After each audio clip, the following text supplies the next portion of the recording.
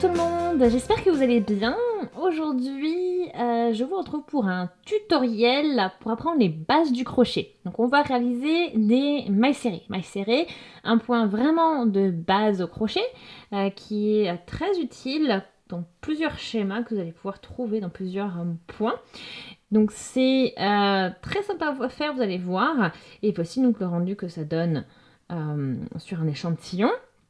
Vous avez vu, c'était aussi un point très compact. Donc maintenant, je vais vous montrer tout de suite comment réaliser ces mailles serrées.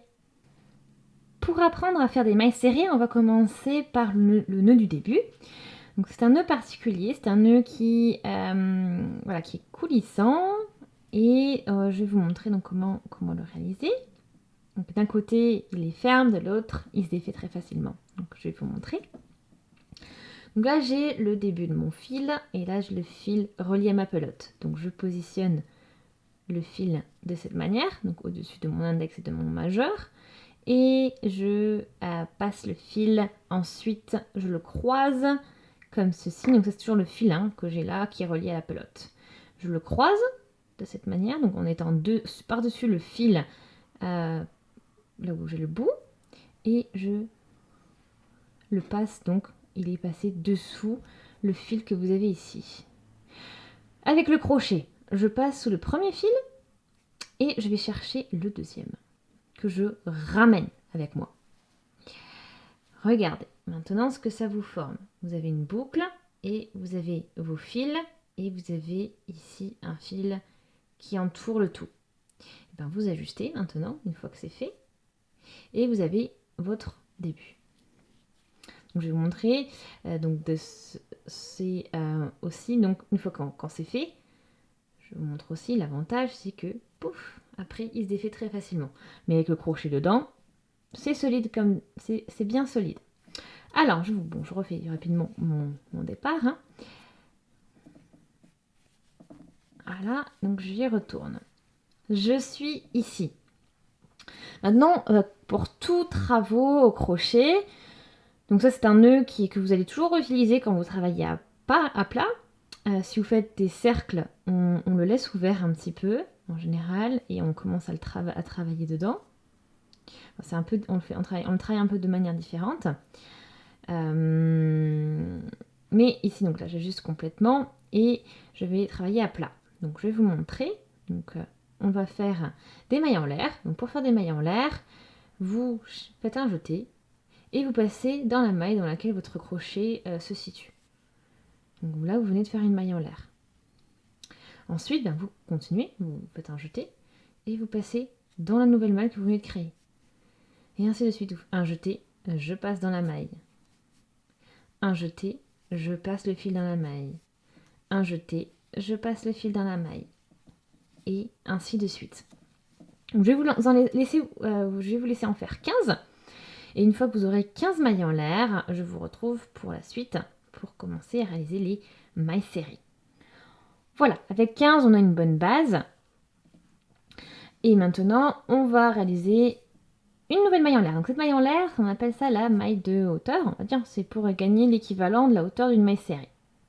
Donc c'est une maille dans laquelle on ne va pas travailler. Donc je vais vous montrer pour réaliser les mailles serrées. Maintenant, on ne va pas piquer dans la maille dont qu'on vient de réaliser, parce que ça c'est la maille qui correspond à la hauteur d'une maille serrée. C'est pour donner un peu de jeu. Et ensuite, je vais du coup aller dans la maille suivante. Donc là, j'ai une maille, deux mailles. Donc dans cette deuxième maille, je vais piquer mon crochet au cœur de cette maille. Et ensuite, je vais chercher le fil qui est derrière et le passer dans cette même maille. Donc là, je me retrouve avec deux boucles sur mon crochet. Je fais un jeté. Donc pour le jeté, je passe le fil au-dessus du crochet, comme ceci. Et je passe le fil dans les deux boucles. Là, on vient de réaliser notre première maille serrée. Ensuite, je vais dans la maille suivante. Je vais piquer mon crochet dedans, chercher le fil, le ramener à travers la maille. J'ai mes deux boucles sur le crochet, je fais un jeté, je passe dans les deux boucles. Deuxième maille serrée de réaliser. Et ainsi de suite. Donc je vais dans la maille suivante, je vais chercher le fil. Donc j'ai deux boucles sur mon crochet, un jeté, je passe dans les deux boucles.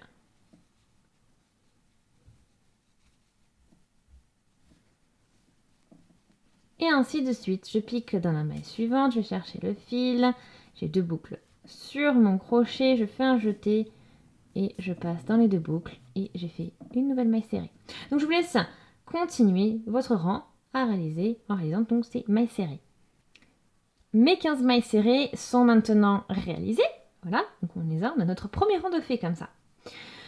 Maintenant, je vais réaliser une maille en l'air, donc toujours pour la hauteur, comme ce qu'on a fait en fait au début, tout à l'heure.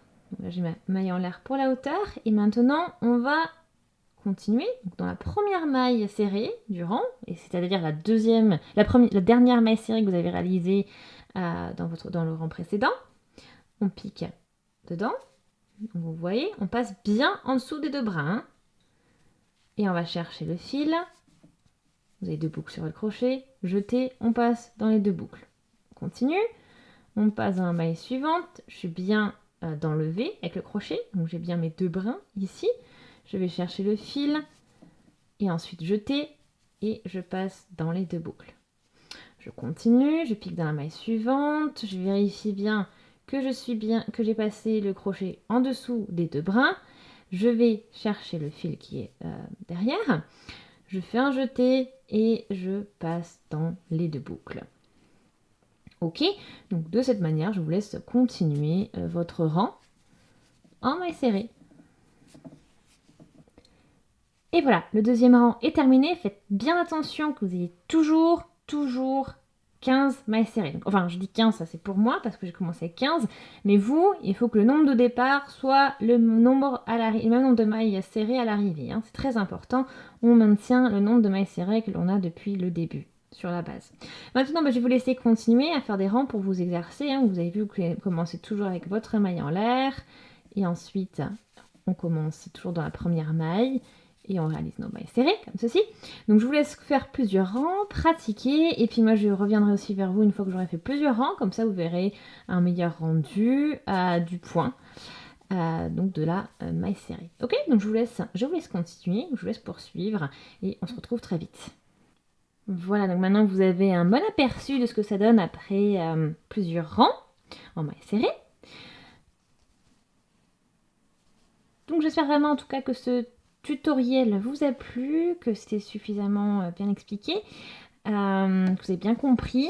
Donc si c'est le cas, je vous invite vraiment à aimer la vidéo, laissez aussi des commentaires, des avis, des suggestions, posez vos questions dans les commentaires également si vous en avez, je vous aiderai au mieux.